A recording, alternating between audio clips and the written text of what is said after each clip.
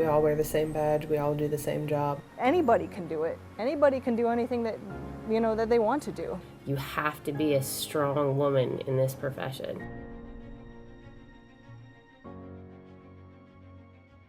They're strong, they're empowering, and they're female. Today we're in your neighborhood talking to your first responders. Describe the graduating class that you had in the academy.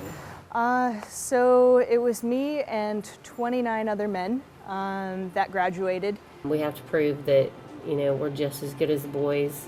I looked at the ratio of men to women, and it didn't really faze me, honestly. I knew that's what I wanted, and I was gonna do it.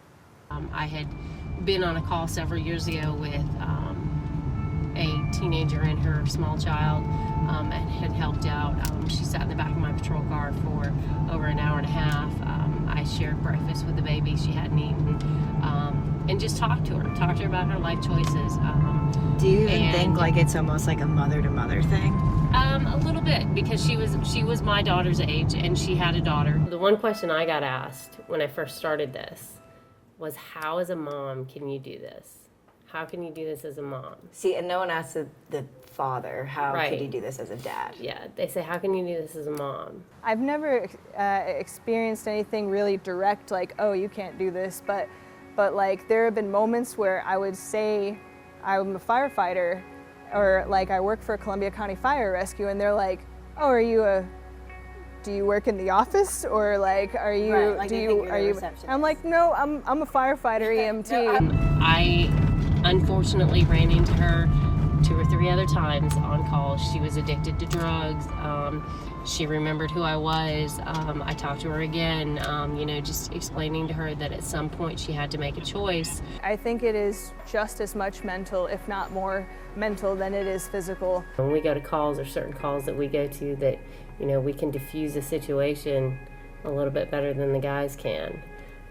We can talk somebody down. Sometimes they feel less threatened by a female for whatever reason than they do a male. Men and women are wired differently, and I think I can definitely see that in this field.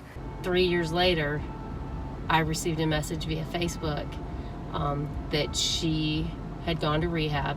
She was graduating that rehab, and she wrote me a thank you letter stating the day that she sat in the back of my patrol car and I talked to her, those words stuck with her, and she wanted me to be there at her graduation.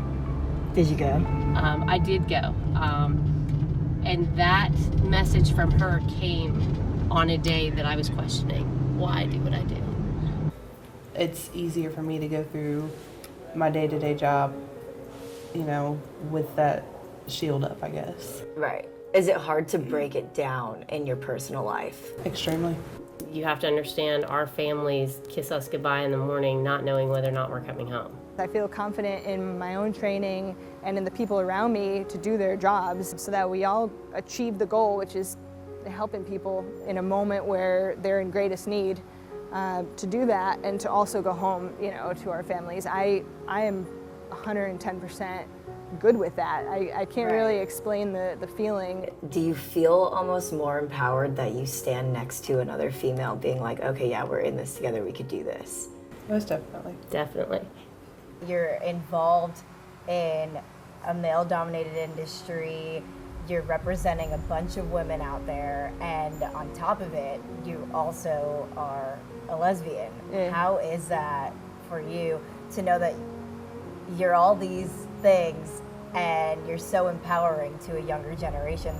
Doesn't matter if you're gay or straight, man or woman, like I feel like if you have any desire whatsoever to try yourself in this career, I think you should. Whether it's mechanics, whether it's construction work, whether it's anything, there's females in all industries that are breaking down the barriers and proving that every day. Not just first responders, but in every aspect of life.